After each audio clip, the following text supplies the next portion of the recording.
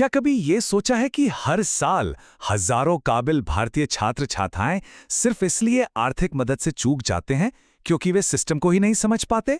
तो आज हम भारत की स्कॉलरशिप प्रणाली के इसी कोड को क्रैक करने वाले हैं। ये एक ऐसा सवाल है जो ना जाने कितने ही स्टूडेंट्स और उनके परिवारों की रातों की नींद उड़ा देता है। अच्छी शिक्षा का बढ़ता हुआ खर्च एक पहाड़ जैसा लग सकता है, लेकिन क्या हो अगर मैं कहूं कि इस पहाड़ को पार करने का एक रास्ता भी मौजूद है। 176 करोड़ ये सिर्फ एक नंबर नहीं है, ये एक लाइफलाइन है। ये उन लोगों की संख्या है जिन तक सरकारी योजनाएं पहुंची हैं, और यही उस विशाल सिस्टम का सबूत है जिसे हम आज समझने जा रहे हैं। हाँ, शिक्षा की लागत एक असली और बड़ी चिंता है, लेकिन इस चुनौती के पीछे एक बहुत बड़ा, भले ही थोड़ा सा जटिल फंडिंग का इकोसिस्टम भी मौजूद है। चलिए इसमें और गहराई से उतरते हैं। इसे ऐसे समझिए, भारत में स्कॉलरशिप्स को अलग अलग टापुओं की तरह नहीं, बल्कि एक दूसरे से जुड़े हुए मेट्रो सिस्टम की तरह सोचिए। और इस मेट्रो का नक्शा समझना ही अपनी मंजिल तक पहुंचने का पहला कदम है।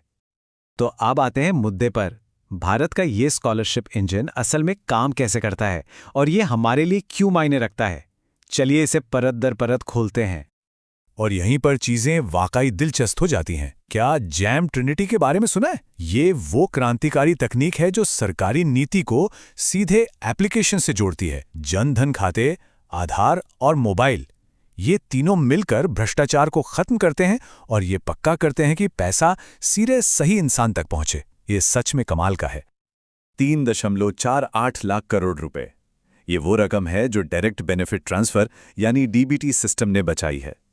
ये सिर्फ एक आंकड़ा नहीं है, ये सिस्टम की अविश्वसनीय क्षमता और असर का जीता जागता प्रमाण है।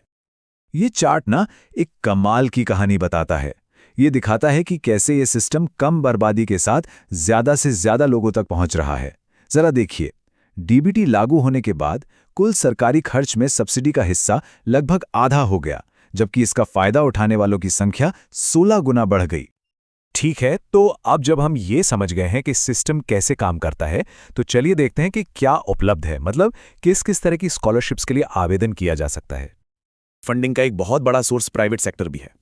इन लाक्स जैसी जानी मानी फाउंडेशन से जो विदेश में पढ़ाई का सपना पूरा कर सकती हैं, लेकर रिलायंस जैसे कॉरपोरेट दिग्गजों तक जो भारत में स्टूडेंट्स को जबरदस्त फाइनेंशियल सपोर्ट देते हैं। चलिए फंडिंग के इन 4 मुख्य स्तंभों को और करीब से देखते हैं। एक तरफ है इन लैक्स जैसी प्रतिष्ठित फाउंडेशन जो विदेश में पढ़ाई के लिए बड़ी रकम देती हैं। फिर रिलायंस जैसी कॉर्पोरेट सहायता है जो भारत में मेरिट और आय के आधार पर मदद करती है। सरकारी योजनाएं भी हैं जो खास समुदायों को पूरी फंडिंग देती हैं, और कॉर्नेल जैसी कुछ यूनिवर्सिटीज में भी भारतीय स्टूडेंट्स के लिए विशेष स्कॉलरशिप होती हैं। अब बात करते हैं एक्शन की, मतलब प्रैक्टिकल चीजों की। इन स्कॉलरशिप्स के लिए अप्लाई करने के लिए असल में कौन से कदम उठाने होंगे? किसी भी स्कॉलरशिप के लिए आवेदन की प्रक्रिया लगभग एक जैसी ही होती है। पहला कदम, यूनिवर्सिटी में एडमिशन पक्का करें। दूसरा, सभी जरूरी डॉक्यूमेंट्स तैयार करें।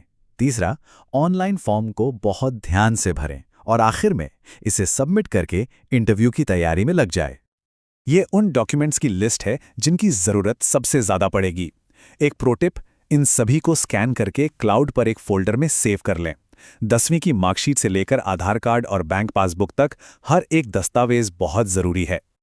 याद है हमने जैम, ट्रिनिटी और डीबीटी सिस्टम की बात की थी? एप्लीकेशन सीधे उसी सिस्टम से जुड़ती है, इसलिए यह बेहद जरूरी है कि मार्कशीट और आधार कार्ड पर नाम बिल्कुल एक जैसा हो और मोबाइल नंबर आधार से लिंक हो। एक छोटी सी गलती भी आवेदन को तुरंत खारिज करवा सकती है। चलिए अब प्रक्रिया से आगे बढ़कर स्ट्रैटेजी पर ध्यान देते हैं। एक ऐसी एप्लीकेशन कैसे तैयार की जाए जो सिर्फ जरूरी शर्तें पूरी न करे बल्कि भीड़ से अलग भी दिखे। ये बात गांठ बांध लीजिए।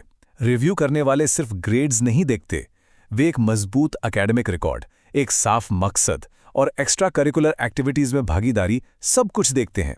एप्लीकेशन को ये कहानी बतानी चाहिए कि कैंडिडेट सिर्फ एक स्टूडेंट नहीं बल्कि एक भविष्य का लीडर है। खासकर जो लोग आर्ट्स के फील्ड में अप्लाई कर रहे हैं, उनके लिए पोर्टफोलियो ही उनका सीक्रेट वेपन है। ये सिर्फ काम का कलेक्शन नहीं बल्कि प्रोफेशनल काबिलियत का प्रमाण है।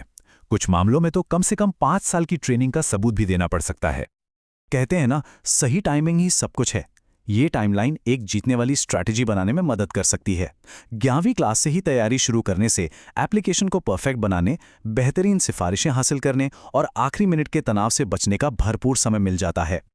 तो हमने बहुत कुछ कवर कर लिया है, स्कॉलरशिप सिस्टम की मशीनरी से लेकर एक जीतने वाली एप्लीकेशन बनाने की रणनीतियों तक। अब चलिए मुख्य संदेश को समेटते हैं। देखिए, इस सबसे बड़ा सबक ये है कि स्कॉलरशिप पाना कोई लॉटरी का टिकट नहीं है, ये शतरंज के खेल की तरह है। जो लोग इस सिस्टम के नियमों को समझते हैं, वे हमेशा रणनीतिक रूप से एक कदम आगे रहते हैं। ये चार्ट समझिए सफलता का पूरा फॉर्मूला है। जैसा कि देखा जा सकता है, सिस्टम का ज्ञान और रणनीतिक तैयारी सबसे जरूरी हैं, जो मिलकर 65% हिस्सा बनाते हैं। इसके बाद एक मजबूत प्रोफाइल और समय पर आवेदन जमा करना आता है।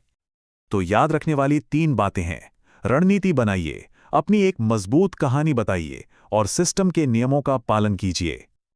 और आखिर में ये शक्तिशाली विचार, अपनी एप्लीकेशन में ये दिखाइए कि आप सिर्फ सीखने के लिए ही तैयार नहीं हैं, बल्कि अपने फील्ड में योगदान देने के लिए भी पूरी तरह से सक्षम हैं।